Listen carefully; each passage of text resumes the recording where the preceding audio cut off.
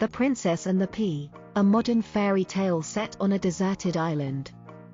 Once upon a time in a faraway kingdom, there lived a princess who was looking for her true identity. After a long and arduous journey, she found herself stranded on a deserted island.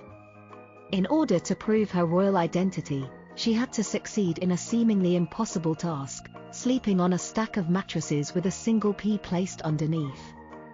Would the princess manage to pass this test and prove her royal heritage? The island was filled with tall trees and dense undergrowth, and the princess was exhausted and hungry. She was determined to prove her royal identity, but could not fathom how sleeping on a single pea would accomplish this. Nevertheless, she was willing to try anything, so she began to prepare for bed. The princess collected several large mattresses from her surroundings and painstakingly stacked them atop one another.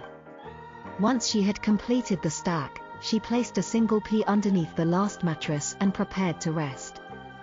She was certain that she would never be able to fall asleep on such an uncomfortable bed, but to her surprise, she eventually drifted off into a deep sleep. The next morning, when the princess awoke, she was overjoyed to find that she had slept soundly throughout the night.